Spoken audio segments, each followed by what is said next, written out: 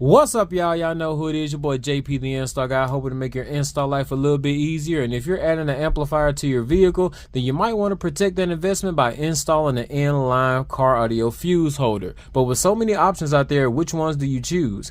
Well, don't worry about it, because we're going to talk about all that right now. Now, there's tons of different car audio brands out there that have their own version of what the fuse holder is supposed to look like. So I grabbed a few off the shelf just to kind of give y'all the good, better, and best in this situation. And for those who don't know what these are, this is an installation part that allows you to connect and protect the power wire that goes from your car battery all the way to the positive on the amplifier. So not only will it protect your aftermarket accessories, but it'll also protect the rest of the vehicle from any type of short circuits on its run from the battery to the amplifier, just in case that power wire touches chassis ground. So that brings us to this next topic. How close or how far should this inline fuse holder be installed in connection to this battery?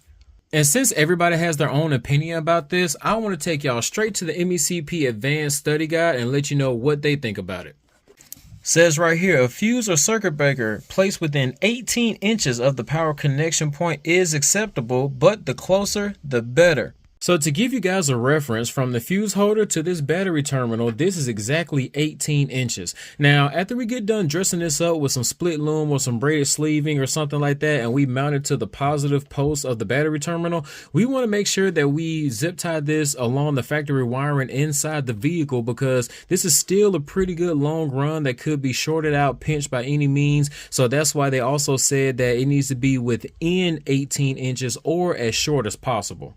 So if you have a secure place to mount this fuse holder within about 6 inches, I'd rather you do that. That way you can protect more of your investment versus using the full 18 just because you can. And now we can get into the fuse holders. This right here is an A&L fuse holder from Install Bay.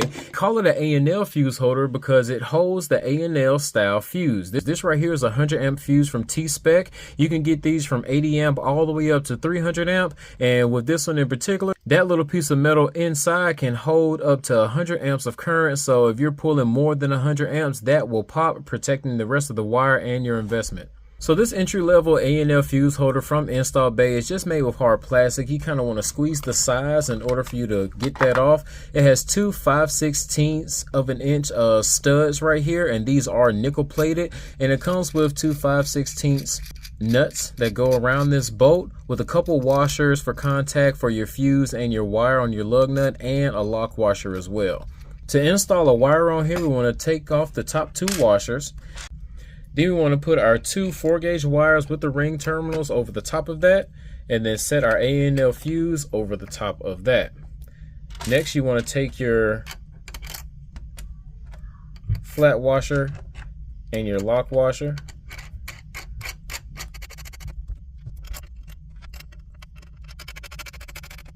So after you get done twisting these down, I'm kind of finger tightening them right now, but of course you want to use like an open box wrench or a deep well socket to get these as tight as possible, because you do not want to lose connection. If these aren't tightened down tight enough, they will cause a lot of resistance, and that resistance will cause a lot of heat, which means that even though this fuse may not blow, it will melt this fuse holder. And with this just being some hard plastic, it won't take a lot for this to melt. Also, if this is not tightened down tight enough, this can cut your amp on and off continuously. Just think about if this is going like this while you're listening to your music or you're riding down the road, it's going to cause a whole lot of vibration. So if this right here is not tight, this thing can go in and out of the connection a whole lot. And if it does, it's going to arc almost every single time that it goes back in. And when it does, if that arc comes out, that spark gets this, you're creating heat, you're melting the fuse holder, or you can damage your equipment. So just like anything else, you don't want to over tighten this either. You don't want to tighten it down too tight where you end up breaking the fuse. Just tighten down snug enough and then go just a little quarter turn over. Then we can take our fuse holder cover and put that on right over the top. Make sure it snaps in place, and then now all the metal contacts of our connection is protected.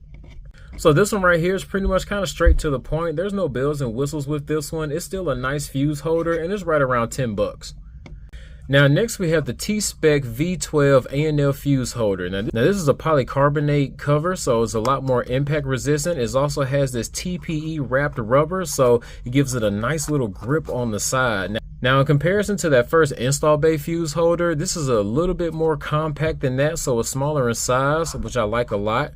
And when we squeeze these sides and open it up, we see the two mounting holes on the inside. You can use those as screws or zip ties. Like, you know, when I do my amp boards on this ABS plastic, we will kind of pre-drill two holes and then use some zip ties to mount that down. The metal used on the inside is 100% brass with a flat black finish. Now, even though these two metals have a small footprint, it's still a pretty thick piece of brass, so that will help make it more conductive. Now, you don't need ring terminals when it comes to this A&L fuse holder because it does have set style screws, so we can actually take a Torx, not an Allen, this does have Torx on the inside, and we can unscrew this, insert our wire in this way with a ferrule if you choose to. I will probably put a ferrule on, and then tighten it back up. So you can go ahead and fully install this fuse holder without putting that fuse in, because we don't have to put that in until we're done with the installation, because it goes on the top.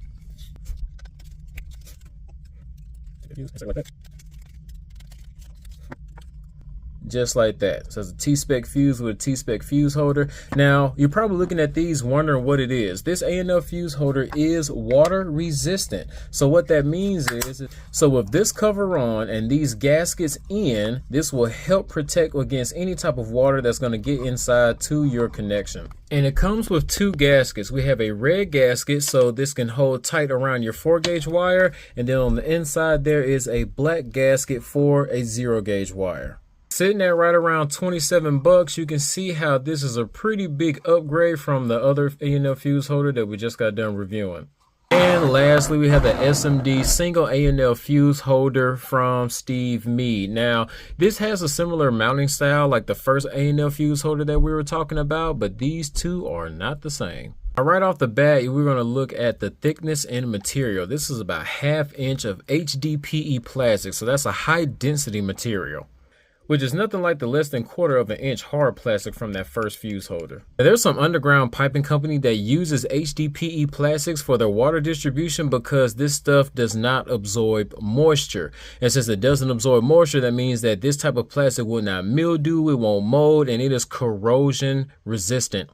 And with that being said, you can use this in some of those marine and motorsport applications as well. So this cover right here is 3/16 of an inch acrylic and it has these two twist caps right here.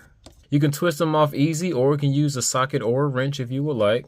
So this right here still has the covering on it because it's still a brand new piece. I don't want to take that off just for the demonstration. So to add to the high quality of this fuse holder, the metals that's used with these fuse holder comes in stainless steel, aluminum, and 100% copper. So not only that, it comes in a wide variety of colors. So right here, I have a solid black with the gloss black right on top. This one, of course, is the solid black with the blue. And something that's going into my personal build, we have the white HDPE plastic with the green top and the copper. Now, don't take my color scheme because you've seen it here first. I'm pretty sure somebody else has something similar, but this is what's going inside my Grand Marquis. We have a big base build with 1610s and about 24,000 watts. It is going to be ridiculous. But they also have like a neon. They have red, green, blue, orange, white, as far as the acrylic that goes on the top. And then you have white, black, different colors that goes on the bottom. So that makes the color combinations endless, especially when you can change the different colors in the hardware as well. And this is what it looks like with the fuse being installed. Same with the way that we did the first time. Contact washer at the bottom, the little flat washer, and then the lock washer goes on top of the ring terminal and the fuse. And then we can put these two on there, put those in, and lock it down just like that.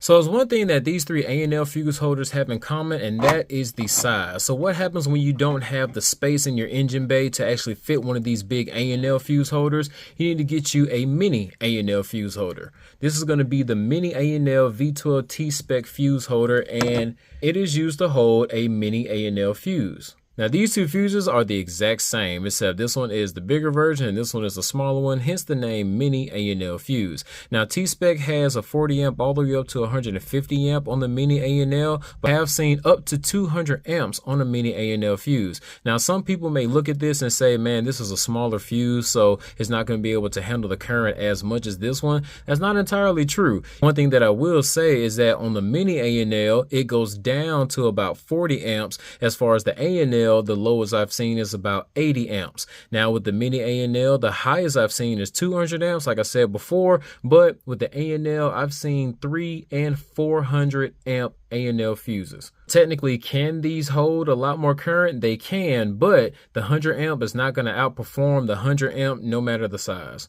So I hope I was able to shine some light when it comes to fuse holders for you guys. We have a lot more information on this topic, so please stick around. But if you found any type of value in this video, please hit that like button. Don't forget to subscribe, share, comment if you want to. All the product links will be in the description if you need to get this for your system. And at this time, I would like to thank anybody that chooses to support our channel, whether you guys hit those links in the description to get your parts from the website, you subscribe to the Patreon or the fan subscription on the website, or you guys send a super thanks on the video. All that goes a long way with me, and I greatly appreciate it. So till next time, this is your boy JP signing out, telling y'all to keep going, keep growing, and have a blessed day. Peace.